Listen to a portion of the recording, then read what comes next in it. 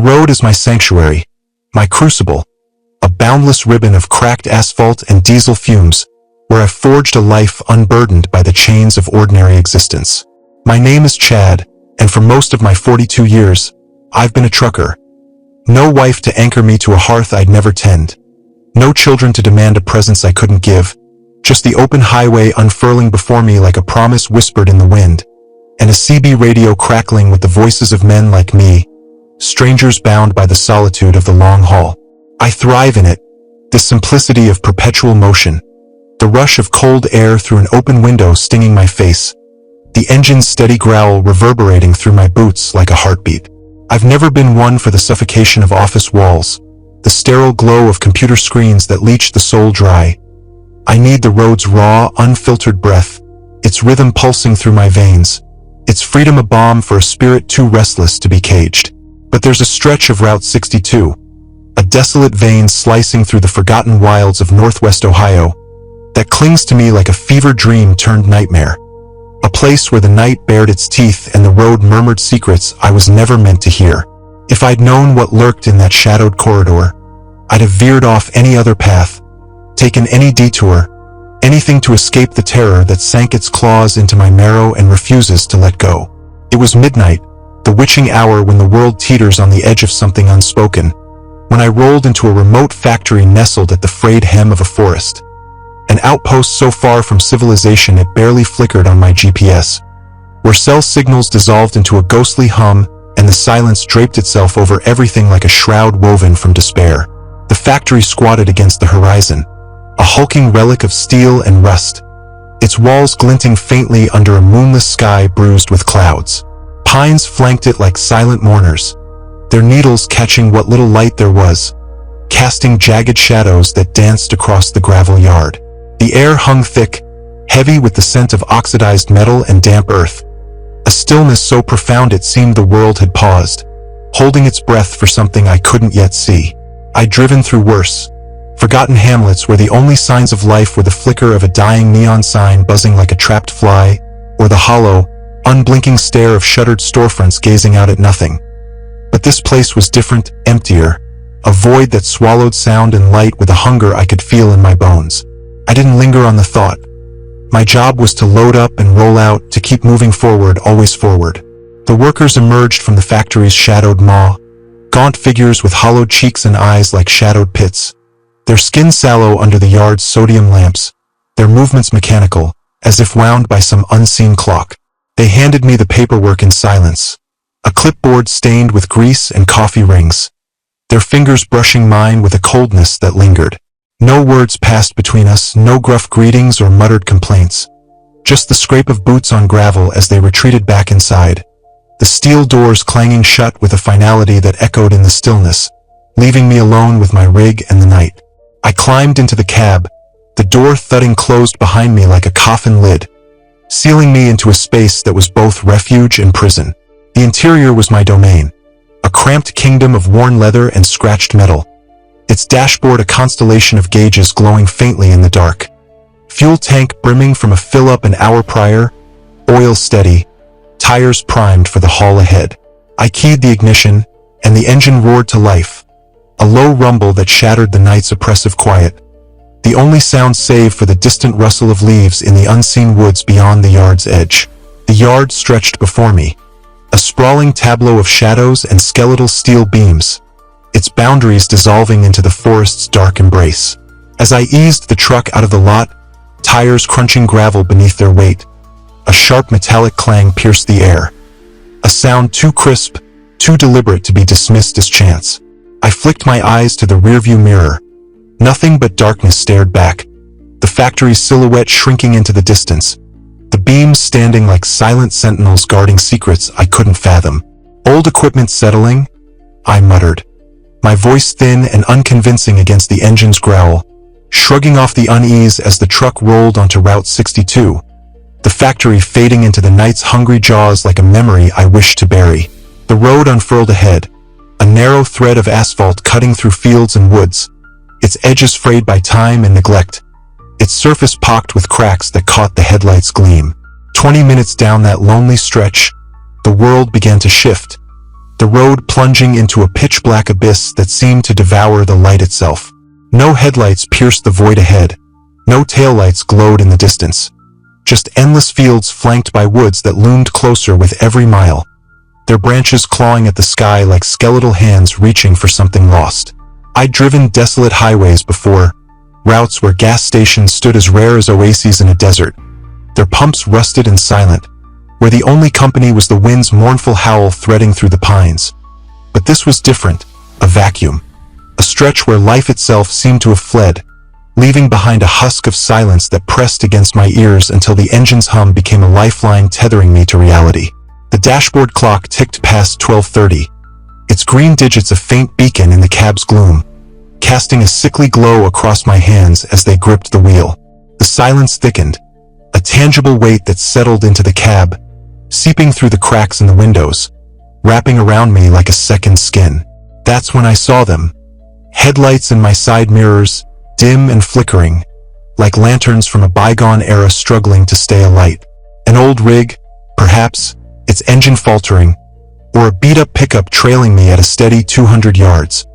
Their glow weak and unsteady, as if powered by something on the verge of collapse. I slowed, curiosity tugging at me like a thread I couldn't resist pulling, expecting them to pass. An unwritten courtesy of the road, a silent pact among those who share its loneliness. But they matched my pace, hovering like a specter just beyond reach, their presence a faint pulse in the dark. I pressed the pedal harder, the engine's growl rising to a snarl as the speedometer climbed. They sped up too, maintaining that eerie distance, never closing the gap, just lingering there, watching with an intent I couldn't name.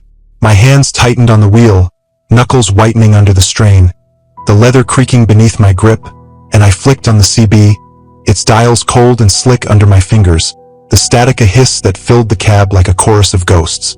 Anyone out there on 62 tonight? Got a tail on me. Seems like they're playing games, I said, voice steady despite the tremor creeping up my spine. Static hissed back, a lonely, mocking sound that swallowed my words whole, deepening the cab's isolation until it felt like a tomb sealed against the world. I checked the mirrors again. The lights blinked out, snuffed like candles in a gust, leaving nothing but the dark staring back, an emptiness that pressed against my skull. My skin prickled, a shiver racing up my spine. Not from the chill seeping through the window's cracked seal, but from something deeper, a primal instinct whispering that the road itself had turned its gaze upon me, its asphalt veins alive with a malice I couldn't comprehend. I shook my head, forcing a breath, trying to anchor myself in the familiar. The hum of the engine, the faint scent of diesel and coffee lingering in the cab, but the unease clung, a splinter under my skin I couldn't dig out. An hour crawled by, each minute stretching taut like a wire pulled to breaking, the tension coiling tighter in my gut though no lights reappeared to pierce the void. The fields rolled past, their edges blurred by the night's shroud, the woods a wall of shadow that seemed to pulse with unseen life, branches swaying without wind, their whispers threading through the silence like a language I couldn't decipher. I couldn't shake the feeling of eyes boring into me, relentless, unblinking, a presence that clung to the truck like damp fog, seeping through the glass, curling around my shoulders. The CB crackled again, unbidden, its dials untouched by my hands, and a voice scratched through the static, distorted, barely human, a rasp that clawed at my nerves like fingernails on slate. Better turn back. I froze, hand hovering over the switch, heart slamming against my ribs in a frantic drumbeat that drowned the engine's hum, my breath fogging in the cab's dim light. Who's this? I barked, voice cracking as it plunged into the void, the words a desperate shield against the rising dread. No reply came, just static, a wall of noise that mocked my isolation. But the voice hadn't come from the radio.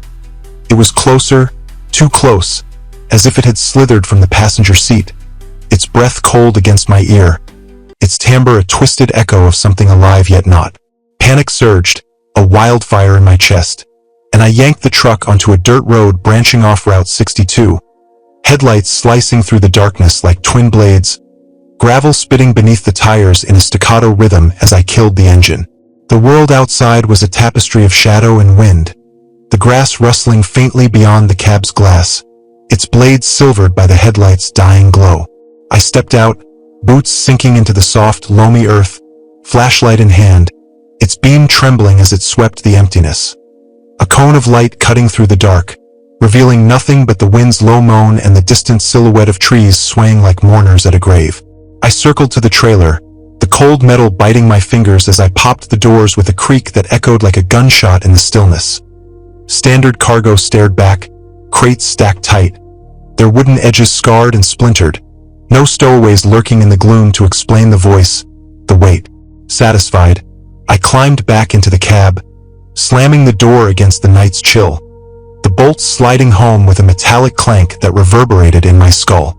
But the air had shifted, heavier, colder, a subtle wrongness that clung to the upholstery, as if someone had sat there in my absence, their presence lingering like a stain on the worn leather. There sent a faint whiff of decay beneath the diesel and coffee. I rubbed my eyes, exhaustion carving hollows under them, my reflection in the windshield a gaunt specter. Pale skin stretched tight, dark circles blooming like bruises. But the unease wasn't fatigue's doing. It was something else, something alive. The dash told a stranger tale. The fuel gauge, brimming an hour ago when I topped off at the factory's pumps, now hovered at half, its needle drooping like a wilted flower. Impossible. I checked it myself, watched the numbers climb as the hose pumped life into the tank. The receipt still crumpled in my pocket as proof.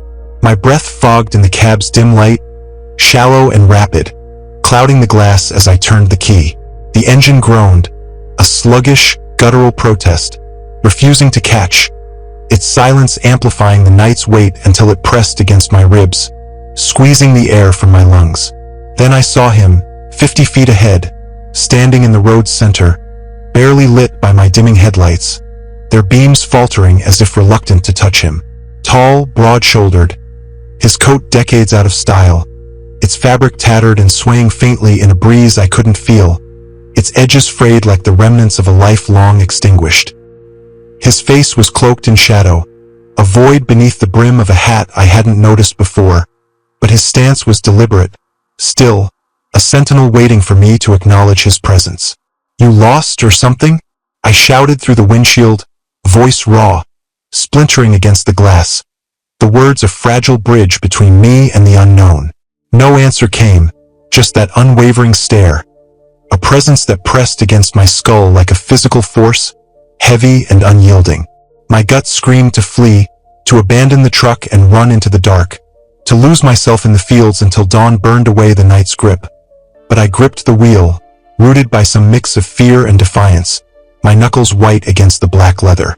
He started walking, slow, purposeful steps toward the truck, each one a thud in my chest, a metronome counting down to something inevitable. I reached under the seat, fingers closing around the tire iron's cold steel, its weight a flimsy shield against the encroaching dark, its surface pitted with rust from years of disuse. I glanced up. He was gone, vanished like smoke between blinks, leaving the road empty once more, the headlights illuminating nothing but gravel and dust. The engine roared to life unbidden, a sudden snarl that jolted me upright, the key untouched in my trembling hand, and I didn't question it.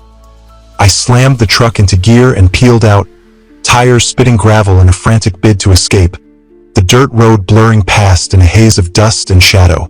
The headlights carved a narrow path through the night, their beams trembling as if afraid to probe too deeply, but the feeling lingered, a weight, a shadow that clung to me, unshakable, its tendrils curling around my thoughts. I didn't stop until I hit a diner off the highway, its flickering lights mirroring those ghostly headlights that had trailed me, their neon buzz a thin thread of normalcy in the unraveling tapestry of the night. Inside, the air smelled of burnt coffee and grease, a stale comfort against the tremor in my hands as I slid into a booth, its vinyl cracked and peeling beneath me. I clutched a chipped mug, the coffee's heat seeping through the ceramic, as the old lady behind the counter poured without a word, her movements slow, deliberate, her apron stained with years of spills. Her eyes flicked over my shoulder, a fleeting glance toward the window's dark expanse, before she spoke, voice low as a graveyard whisper. "You're not the first, you know." That road's taken a few drivers over the years. I stared, the cup frozen halfway to my mouth, steam curling into the air like a specter rising from the black liquid. What do you mean? I asked, the words rough, scraping my throat. She leaned closer, her whisper a blade cutting through the diner's hum, her breath carrying the faint tang of tobacco. They don't come back. Her words hung there, heavy as the silence that followed, a weight that settled into my bones, rooting me to the booth as the diner's fluorescent lights buzzed overhead, casting her face in stark relief. Lines etched deep, eyes clouded with something like pity or fear. Chad's tale is but one thread in Route 62's shadowed veil, a tapestry of dread woven from the testimonies of those who've braved its lonely miles, each strand a story of terror etched into the asphalt and the air. Ray Lambert, a 10-year veteran of the road with a decade of hauls behind him, felt its grip in the Yashida Mountains, hauling machinery from Little Rock to Oklahoma under a sky heavy with stars. Midnight found him at a rest stop, a barren patch of gravel ringed by woods that seemed to breathe, their branches swaying in a wind he couldn't feel, their shadows stretching long and jagged across the lot. An old pickup, rusted to hell with dark windows that swallowed the light, lurked at the lot's edge, unnoticed until a lanky man stepped from its shadow, crowbar dangling from his hand like an extension of his will, its metal glinting faintly under the sodium glow of a vending machine. Ray ignored him at first, stretching his legs under the flickering light, the air cool against his skin after hours in the cab. The vending machines hum a thin comfort against the wood's oppressive quiet. But the man's silent watch turned predatory, eyes glinting in the half-light like a wolf's, posture coiled like a spring ready to snap. Ray climbed back into his cab, locking the doors with a click that echoed in the stillness, the steel a flimsy barrier against the unease gnawing at his gut. The man reappeared near the machines, still clutching the crowbar, still waiting, his silhouette stark against the wood's dark wall. As Ray pulled out, the stranger sprinted, impossibly fast for his lean frame, chasing the rig down the highway, his shadow stretching long and grotesque in the headlights' glare, a nightmare given form. The truck lurched as he rammed the trailer, metal groaning under the impact, a deep thud that vibrated through the cab until flashing lights, a patrol car, sent him veering into the trees, his form dissolving into the underbrush like mist. Dense scarred Ray's trailer, deep gashes proving the pursuit, their edges jagged and raw, but no tire marks marred the asphalt. The road pristine as if the chase had been a phantom's dance. He sat in the cab, hands trembling on the wheel, the patrol car's lights fading as the officer scribbled notes, his face unreadable. No tracks, the cop muttered, voice flat, as if he'd seen this before, as if the absence of evidence was its own kind of proof. Ray didn't argue. He drove on, the dents a silent testament to the night's violence, their presence a weight he couldn't shake, a riddle carved into the metal that whispered of something beyond reason. Vincent, hauling steel beams through Tennessee's backroads under a copper twilight sky, met a wiry figure with a machete, his limp belying a terrifying speed that belied his gaunt frame, his overalls stained with dirt and something darker. The blade grazed Vincent's arm as he scrambled into his cab, a thin line of fire that seeped red through his sleeve, the man's grin a frozen mask of calm menace tapping against the window with the machete's tip, a rhythmic clink that echoed in Vincent's skull. He escaped, the machete's echo ringing in his ears as the truck roared down the highway, the wound throbbing with every heartbeat. At a diner, its walls papered with faded maps and trucker lore, the waitress spoke of a local legend, a limping stalker of truckers, unseen for years but never gone, his presence a whisper in the hills, his grin a shadow that lingered in the stories swapped over coffee gone cold. Colin Kendrick, driving through Nebraska's desolate fields under a sky bruised with storm clouds, swerved to miss a broad-shouldered man whose muddy hands twitched with intent, his eyes hollow pits under the headlights' glare, his flannel shirt torn and streaked with grime. Later, flanked by three others, filthy clones with vacant stares, their clothes mirroring his in eerie symmetry, they chased his rig until it jackknifed, the trailer skidding into a ditch with a groan of tortured metal. Colin fought with a wrench, its steel slick with rain and sweat, their blank smiles haunting his retreat through the mud-soaked earth. their footsteps a fading echo as he stumbled back to the cab, the wrench's weight a cold comfort against his chest. Leroy Brooks, crossing New Mexico's desert under a sky ablaze with stars, offered a ride to a gaunt stranger whose cold presence chilled the cab, his muttered tales of disappearances curling like smoke through the air, his voice a rasp that seemed to come from somewhere deeper than his throat. The man lunged, hands throttling Leroy with a strength that defied his frail frame, fingers digging into flesh until a sudden stop broke his grip, the tire irons blow leaving him dead in the sand, blood pooling beneath him like ink spilled from a broken pen.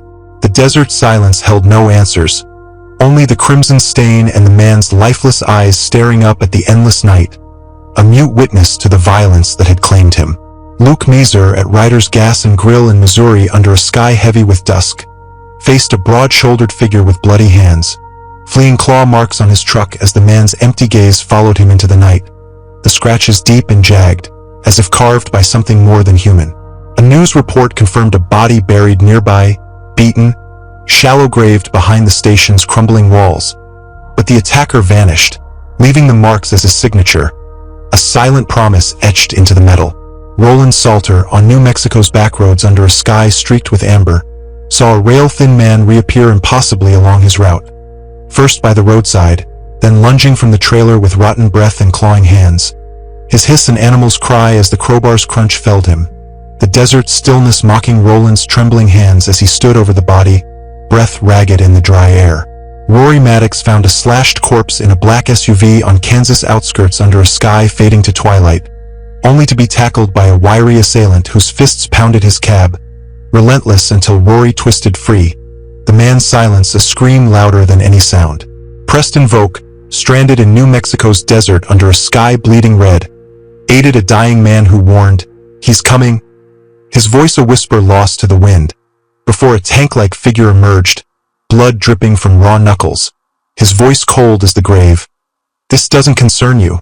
Damon Norris, in Arkansas under a fog-choked sky, dodged a scarred man's fists, saved by another trucker's gunshot as the mist swallowed the body, the echo of the shot lingering like a ghost. Travis Boone, on Kentucky's Route 27 under a sky heavy with clouds, was tailed by a Buick that rammed his rig, its driver unseen but relentless, vanishing into the woods like a phantom as the trailer rattled with the impact. Clyde Marsden, in Kentucky's woods under a sky cloaked in night, fled a lanky figure whose muddy handprint marked his truck, and later his home, its smear a silent promise of return, its presence a shadow that crept into his dreams.